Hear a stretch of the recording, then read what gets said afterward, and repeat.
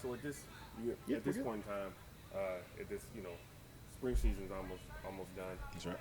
What are you working on with your running backs? Is it more individual skill set or what? Right now, especially with us, I would say details of scheme.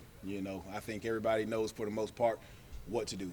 I think it's very important now to elaborate and continue to get better on the details of whatever the assignment is, right? It's like I tell the guys sometimes a swing is not just a swing. How do we run a swing? It's many ways to run a swing. So just the details of what we're asking those guys to do is pretty much what I'm really trying to focus and hone in. Everybody, for the most part, knows exactly what to do in terms of what the overall assignment is. But again, the details is what's going to make the overall difference. And I know, obviously, you know by now just the history of the running back room Mm-hmm.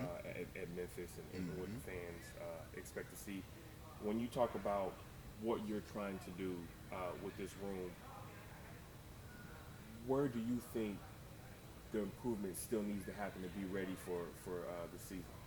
Um, Probably the biggest thing, and probably the biggest thing what I would like to more so improve from last year is taking advantage of um, one-on-one situations maybe a little bit better.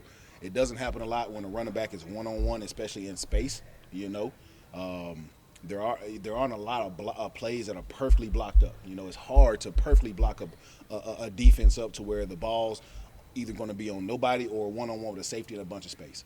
Okay, but when that opportunity happens, we got to be high percentage of winning. All right, and whether that's winning on the safety and scoring a touchdown or winning on the safeties and creating extra 15, 20 yards after contact, whatever it is, we just got to maximize those opportunities a little more than what we did last year. And when you talk about, on one-on-one situations, Yes, first it starts with, you got to have the talent to be able to do some of the things you want to do in one-on-one, absolutely, right? absolutely. But then once the talent piece is there, how do you coach improving those one-on-one situations? Because it is so, organic in that way. 100%. And when I was a younger coach, this is something that bothered me a lot because I felt like that's something that you recruit, and I still agree with that to a degree. You do have to recruit guys that you have to recruit guys that you see doing some of the things that are hard to coach. And as a running back coach, like you're saying, some of that stuff is so organic. With certain guys, it's hard to be able to coach that. Okay, and I don't necessarily coach juking and all that stuff right there because I think that's a bad way to put it. Juking takes time. Okay, and one thing about college football and especially pro football, man, defenses run. Okay, coach, our defense coordinator right there, Coach Barnes, man, he says run to win a game. And that's very true. You have to run, especially on defense right there, to limit big plays. Okay, well, offensively right there, especially when we are in those situations. Okay, to me, it doesn't necessarily require and take a whole lot of talent, in my opinion, to move defenders. And what I mean by moving a defender to create the leverage and the angle that I need. All right, and one thing I talk about a lot, especially with our guys, is never run down the middle of defenders. Okay, always put defenders in arm tackle situations. So if I'm attacking at your angle, all right, your leverage. Okay, if you're keeping me from getting outside of you to the right, I want to attack you to the right, have you over pursue and create an opportunity to be able to cut back to the left on your what I call weak shoulder. So that's just an example of something right there that doesn't necessarily require talent. You have to have understanding of how to move defenders, all right, to create the angles and levers you need to be able to win. So to put it more so in coaching terms, and again, not so much ability, but understanding defenders' approach. So I can move defenders to create, again, the angles that I need. And then the other part, I guess, is how important is it to recognize, like, for a running back to have the correct vision, right? To know the Absolutely. correct hole as opposed to Absolutely. And again, that to me, that's continuing to learn the scheme in details. I think that's very important right there. Obviously, the more you know, the more it's going to help your vision. Okay, the more you're educated on each scheme, regardless of what the run it is, and especially when you're educated on what the scheme is per front, those type things. Again, the details of everything. Then you have a lot better opportunity to utilize your vision to where you're now. Um, you're not. It's not all instinct. All right, you can anticipate a little bit about what's about to happen because I understand the blocking scheme. And so, how do you feel at this point? The running back room is kind of understanding some of that teaching that you got going on. I feel like we're in a good space.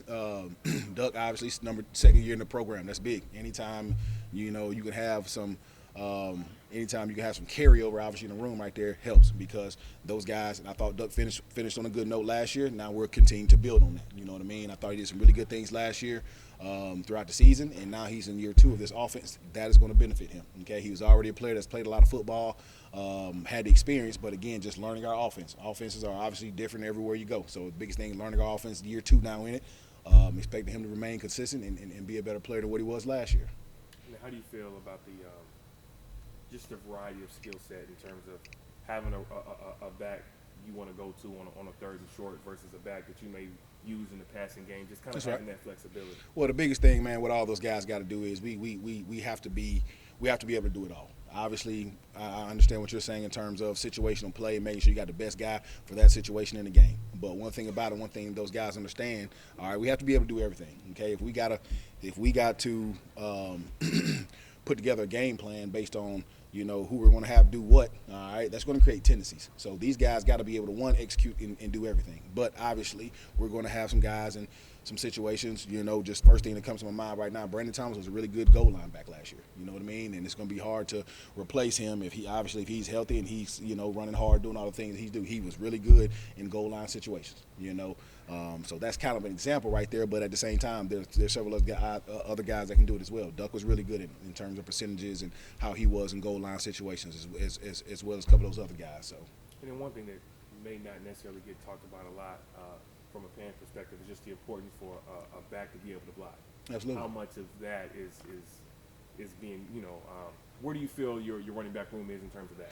Well, I feel really good about it. Again, having Duck return and Sut return, probably Sutton Smith right there, that's probably the biggest thing that kept him off the field last year, pass protection. And it wasn't so much that he wasn't willing. It's the pass protection is probably the most cerebral thing you're going to do as a running back. You have to have understanding. You can't guess.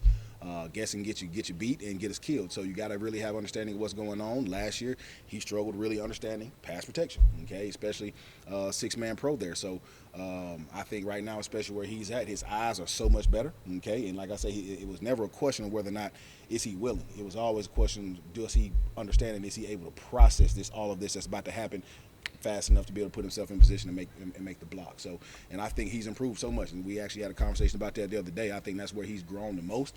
And to me, that's where his game had to grow. Obviously, he was really good with the ball in his hands, and that's just kind of what it is, especially when you're a high school player or coming out of high school. Those guys weren't asked to block a whole lot. So those guys were asked to be great with the ball in their hand. And when you've got a roster where you've got, an older guy who's in the second year versus a Sutton who's in the second year, but him and Ducker, in terms of college football or on different levels, how do you approach that?